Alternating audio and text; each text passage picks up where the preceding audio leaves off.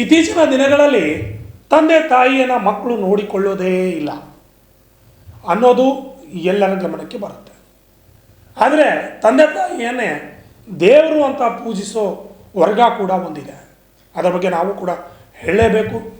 55 ವರ್ಷದ ಮಗನೊಬ್ಬ ತನ್ನ ಹೆತ್ತವಳನ್ನು 220 ಕಿಲೋಮೀಟರ್ ಹೆಗಲ ಮೇಲೆ ಹೊತ್ತುಕೊಂಡು ಹೋಗಿ ತಾಯಿಗೆ ದೇವರ ದರ್ಶನ ಮಾಡಿಸುವ ಮುಖಾಂತರವಾಗಿ ಆಧುನಿಕ ಶ್ರವಣಕುಮಾರ ಎಂಬ ಬಿರುದಿಗೆ ಪಾತ್ರನಾಗಿದ್ದಾನೆ. ಈ ವ್ಯಕ್ತಿಯ ಕಾರ್ಯಕ್ಕೆ ಸಾರ್ವಜನಿಕರು, ಗ್ರಾಮಸ್ಥರು ಮೆಚ್ಚುಗೆಯನ್ನು ವ್ಯಕ್ತಪಡಿಸಿದ್ದಾರೆ. ಬೆಳಗಾವಿ ಜಿಲ್ಲೆಯ ರಾಯಬಾಗ ತಾಲೂಕಿನ ಕೆಂಪಟ್ಟಿ ಗ್ರಾಮದಲ್ಲಿ ತನ್ನ ಹೆತ್ತಮ್ಮಳನ್ನು ಪಂಢರಪುರಕ್ಕೆ ಹೆಗಲ ಮೇಲೆ ಹೊತ್ತುಕೊಂಡು ಹೋಗಿ ವಿಠ್ಠಲನ ದರ್ಶನವನ್ನು ಪುತ್ರ ಸದಾಶಿವ ಬಾನೆ ಮಾಡಿಸುವ ಮೂಲಕ ಹೆಮ್ಮೆ ಮಗನೆಂಬ ಖ್ಯಾತಿ ಪಡೆದಿದ್ದಾನೆ. ಶತಾಯುಷಿ ತಾಯಿ ಸತ್ಯವ್ವ ಲಕ್ಷ್ಮಣ್ ಬಾನೆ ಅವರನ್ನು ಹೆಗಲ ಮೇಲೆ ಹೊತ್ತುಕೊಂಡು ವಿಠ್ಠಲ ಪಾಂಡುರಂಗನ ದರ್ಶನ ಮಾಡಿಸಿದ್ದಾನೆ. ಸದಾಶಿವ ಲಕ್ಷ್ಮಣ್ ಬಾನೆ ಮಹಾರಾಜರು ತಮ್ಮ ತಾಯಿಯನ್ನು ಹೆಗಲ ಮೇಲೆ ಹೊತ್ತುಕೊಂಡು ಭಕ್ತಿ ಪರಾಕಾಷ್ಠೆ ಮೆರೆದಿದ್ದಾರೆ. ಇಂತಹ ಮಳೆಗಾಲದಲ್ಲಿಯೂ ಕೂಡ ಕುಗ್ಗದೆ ತನ್ನ ತಾಯಿಯನ್ನು ಪಂಢರಪುರದ ದಿಂಡಿ ಪಾದಯಾತ್ರೆ ಮೂಲಕ 9 ದಿನಗಳ ಕಾಲ ಪಾದಯಾತ್ರೆಯಲ್ಲಿ ತಾನೊಬ್ಬನೇ ಹೆಗಲ ಮೇಲೆ ಕರೆದುಕೊಂಡು ಹೋಗಿ ತನ್ನ ತಾಯಿಗೆ ಮಹಾರಾಷ್ಟ್ರದ ಪಂಢರಪುರದ ವಿಠ್ಠಲನ ದರ್ಶನ ಮಾಡಿಸಿದ್ದಾರೆ. ಸದಾಶಿವ ಅವರು ಪಂಢರಪುರ ವಿಠ್ಠಲ ಭಕ್ತರಾಗಿದ್ದಾರೆ.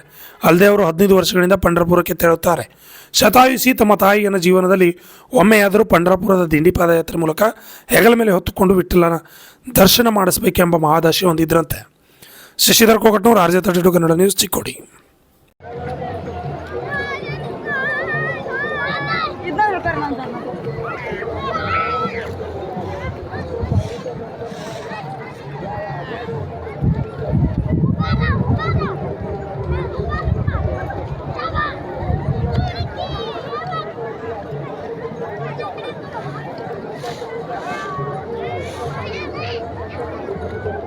Ana.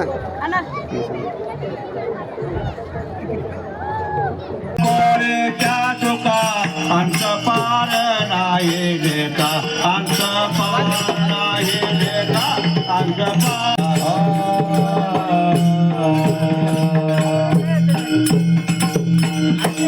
हरे गोकुळच्या सुखा अंत पार नाये लेखा अंत पार नाये लेखा आनंद ज्ञान नाये आनंद ज्ञान नाये